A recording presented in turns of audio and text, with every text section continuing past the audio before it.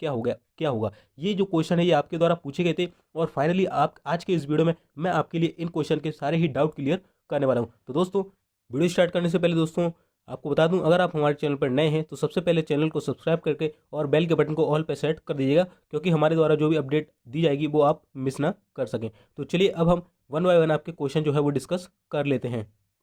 सबसे पहला दोस्तों जो आपका प्रश्न निकल कर आ रहा है वो है ये, क्या दोनों पोस्ट पर एक ही फॉर्म भरना है?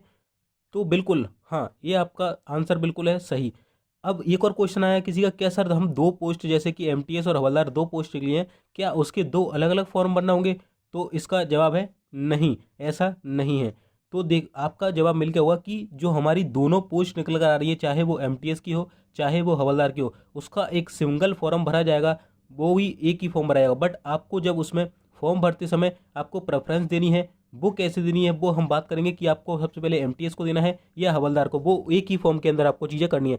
तो आपका ये डाउट क्लियर होगा कि सिंगल फॉर्म भरेगा, दो फॉर्म नहीं भरने हैं। चलिए दूसरा आपका प्रश्न हम देख लेते हैं कि क्या दोनों पोस्ट के दो एग्जाम होंगे या सिंगल एग्जाम होगा? तो दोस्तों जब फॉर्म आपने एक भरा है तो एग्जाम भी आपका एक ही होगा, बट जब आप एग्जाम दे लेंगे और आपका जो स्कोर कार्ड आएगा या फिर जो मेरिट लिस्ट आएगी वो अलग अलग बनेगी, जैसे कि एमटीएस की अलग बनेगी और हवलदार का कट ऑफ अलग रहेगा। तो आई होप आपका ये डाउट भी क्लियर हो गया होगा कि आपका जो एग्जाम है वो सिंगल एग्जाम होगा, एक ही एग्जाम होगा, बट जो कट ऑफ है वो अलग अलग बनने वाली है। चलिए अगला जो प्रश्न निकल कर आ रहा था आपका वो था कि सर प्रेफरेंस कैसे दें? कि मान के चलिए हमें जो एमटीएस हवलदार है एक ही फॉर्म बनना है और उसमें जो इतने भी 28 राज्य हैं और बाकी के जो 8 हमारी यूटीज हैं, केंद्र शासित प्रदेश हैं, तो उसको प्रेफरेंस कैसे देनी है, इसके बारे में हमें क्या करना होगा। तो चलिए हम जान लेते हैं डिटेल से, ठीक है। तो बिल्कुल वीडियो को ध्यान से और पूरा देखना, क्योंकि अगर आप इसमें गलती करते हैं तो आपका फॉर्म गलत हो सकता है दोस्तों। तो देखिए उससे पहले बता दें दोस्तों, ये हमारी देखिए पोस्ट जो थी एमटीएस और हवलदार की निकल कर आई थी ऑल इंडिया वैकेंसी की, ठीक है। यहाँ पर मैंने पूरी डिटेल में जानकारी दी थी और आगे आने वाले जो वीडियोस होंगे उसमें दोस्तों हम आपके लिए जीके जीएस की क्लासेस स्टार्ट करने वाले हैं। लगभग 27 मार्च से आपकी जो क्लासेस हैं वो स्टार्ट हो जाएंगी एसएससी सीएचएसएल और एमटीएस के लिए। तो उसके लिए सिंपली चैनल को सब्सक्राइब करके बेल के बटन को दबा दीजिएगा। और अगर आपका कोई डाउट है तो हमें इंस्टा पर जुड़कर पूछ सकते हैं, ये हमारी इंस्टा आईडी है। और हमारे टेलीग्राम चैनल को ज्वाइन कर लीजिएगा, दोनों की लिंक मैं डिस्क्रिप्शन में दे दूंगा, क्योंकि टेलीग्राम पर हम अपडेट देते रहते हैं। और चैनल को सब्सक्राइब कर लीजिए। इसके बाद जो हमारी नेक्स्ट वीडियो रहेंगी वो रहेगी एसएससी की बेस्ट बुक कौन सी होती है, एसएससी के लिए बेस्ट स्ट्रेटजी क्या रहेगी आगे आने वाले 3 मंथ के लिए, और एसएससी के जो एमटीएस के स्कोरिंग टॉपिक्स है कि केवल इन टॉपिक्स को पढ़कर आप सिलेक्शन ले सकते हैं, वो भी हम नेक्स्ट वीडियो में डिस्कस करने वाले हैं, ठीक है। और इसके पहले देखिए पूरा डिटेल में मैंने बता दिया था आपको कि वैकेंसी के रिगार्डिंग जब इसका नोटिफिकेशन आउट हुआ था, पूरा डिटेल में बताया कैसे क्या चीज़ें होती हैं, कैसे क्या क्या बदलाव इसमें हुए। तो इस वीडियो को देख लेना, लिंक डिस्क्रिप्शन में दे दूंगा या आपको वीडियो खत्म होते ही स्क्रीन पर दिख जाएगा।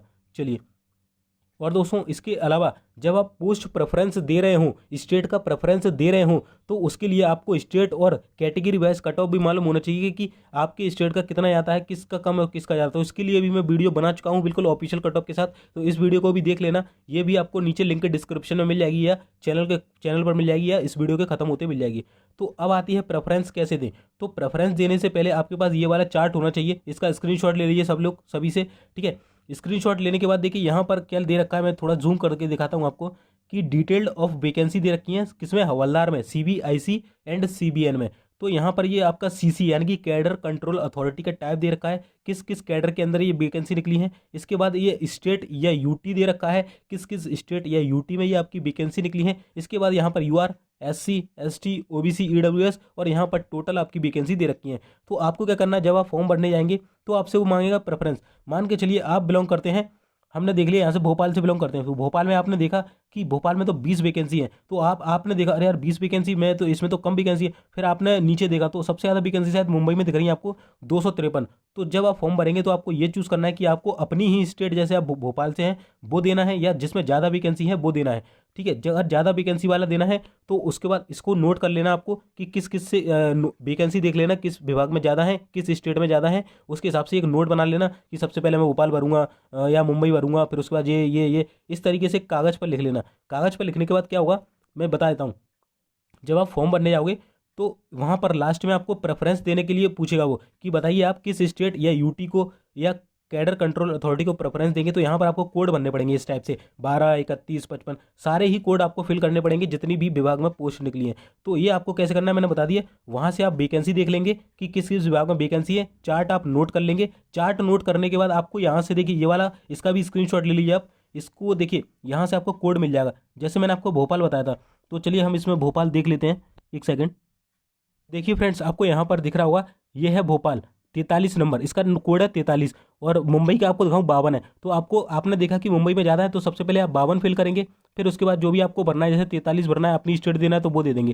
ठीक है, तो यहाँ से ये कोड लिख लीजिए, जिस स्टेट में सबसे पहले वैकेंसी वाइज आप स्टेट लिख लेना। उसके बाद यहाँ से कोड नोट कर लेना, और फिर जब आप फॉर्म भरेंगे तो डायरेक्ट आप कोड पुट करते जाना। जैसे हमने अभी देखा था 52 फिर 43, जो भी आपको भरना है इस टाइप से भर देना। ठीक है, तो आई होप आप समझ गए होंगे प्रेफरेंस कैसे देनी है। ठीक है, ये पूरा इसका चार्ट है। देखिए यहाँ पर भी कोड लिखे हुए हैं, स्टेट और यूटी वाइज और डिपार्टमेंट वाइज, किस किस डिपार्टमेंट में किस किस चीज़ की पोस्ट निकली है, एमटीएस की कहाँ पर है, हवलदार की कहाँ पर है। ठीक है, तो ये भी आप स्क्रीनशॉट लेकर उसका भर सकते हैं। ठीक है, तो यहाँ से हम देख लेते हैं हमारा क्या क्या चीज़ें हो गई है इसमें।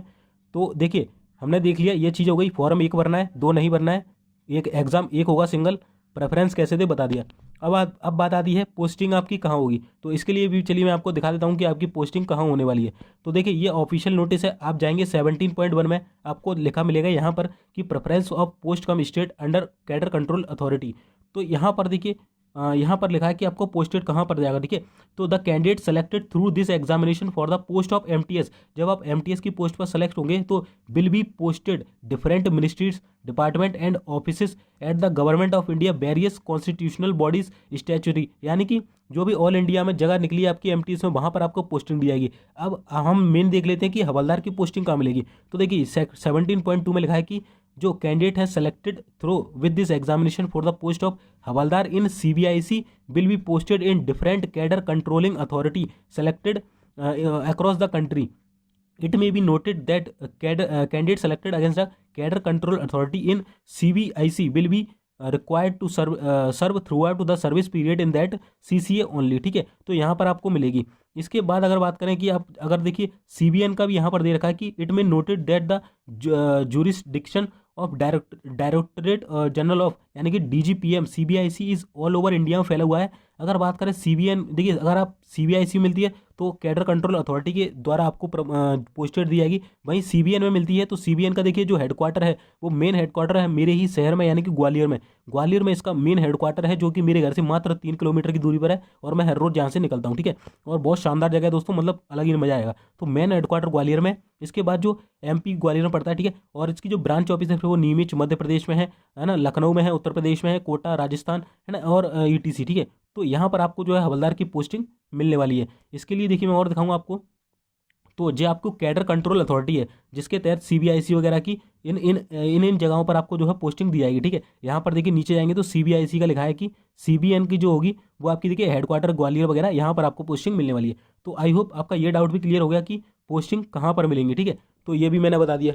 चलिए अब लास्ट जो हमारा डाउट निकल कर आ रहा था दोस्तों वो था कि हवलदार का काम क्या होगा, कैसी वर्दी मिलेगी, क्या चीज़ें होंगी, सब हम जान लेते हैं। तो हवलदार को काम को हम देख लेते हैं क्या रहेगा। देखिए दोस्तों हमारी 2 वैकेंसी निकली है, एक SSC में MTS, वहीं SSC के थ्रू CBIC और CBN में जो कि हवलदार की है। तो हवलदार का आपका जो जॉब मिलेगी आपको सेंट्रल ब्यूरो ऑफ नारकोटिक्स यानी कि CBN, और आपका CBIC में आपको मिलने वाली है। CBIC में देखिए क्या काम करना पड़ेगा, जो मिनिस्ट्री ऑफ फाइनेंस है या मिनिस्ट्री ऑफ जो रेवेन्यू है, राजस्व विभाग, वहाँ पर आपको ज्वाइनिंग मिलेगी। इस टाइप से आपकी कुछ जॉब रहने वाली है। ये हवलदार की है, आपको गार्ड की भी नौकरी दी जा सकती है, या फिर चलिए मैं और दिखाता हूँ आपको। ये देखिए हमारे CBIC वाला विभाग है, central board of indirect taxes and custom department और revenue ministry of finance government of India. तो यानी कि इतना खतरनाक, मतलब ये समझ लो, मतलब इतना शानदार डिपार्टमेंट है ना दोस्तों, मतलब उच्च लेवल के डिपार्टमेंट में। सोचो आप हवलदार भी बनने जा रहे हो तो उच्च लेवल के डिपार्टमेंट बनोगे आप। ये किसी भी स्टेट पुलिस से जो कांस्टेबल होता है उससे कहीं ज़्यादा, कहीं लाख गुना बेहतर जॉब है दोस्तों। ठीक है, ये आपका रहेगा।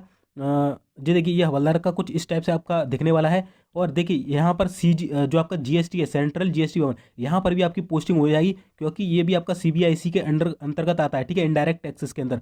तो यहाँ पर देखिए कुछ इस टाइप से आपकी पोस्टिंग रहेगी पुलिस वालों के साथ। ये देखिए एक हवलदार साहब खड़े हैं यहाँ पर। ठीक है, तो अभी आपकी रहेगी, फिर आप डिपार्टमेंटल एग्जाम देते जाएंगे तो आप यहाँ इस रैंक पर भी पहुँच जाएंगे। तो आपको दिख रहा होगा कि एक पर्टिकुलर जो आपकी संस्था होती है उसके अंदर आपको पोस्टिंग दी जाती है। जैसे ये सीमा शुल्क बोर्ड होता है आपका, उसका एक पूरा वो है, मतलब पूरी बिल्डिंग है उसमें देखिए ये पूरे कर्मचारी हैं, जितने भी आपकी बिल्डिंग में जो कर्मचारी कार्य करते हैं, जो कि हवलदार यानी कि जो भी सीबीआईसी या सीबीएन डिपार्टमेंट के पुलिस इंस्पेक्टर हवलदार सभी देखिए यहाँ पर आपको मौजूद दिख रहे होंगे। तो देखिए आपको मतलब एक पर्टिकुलर बिल्डिंग में आपका काम होगा, वहीं पर आपको देखभाल वगैरह करनी होगी, जो भी आपको काम दिया जाएगा या फिर ऑफिस से रिलेटेड काम हो सकता है आपका, ठीक है। अगर आपको कंप्यूटर वर्क आता है तो आपको वो भी दे सकते हैं, ठीक है। और ये जीएसटी कलेक्ट करने जा रहे हैं आप लोग, जो अधिकारी हैं उनके साथ आप जीएसटी कलेक्ट करने जाएंगे, है ना, इस तरीके से रेड मारने जाएंगे। तो इस तरीके के कार्य आपको जो है यहाँ पर दिए जाएंगे, ठीक है दोस्तों।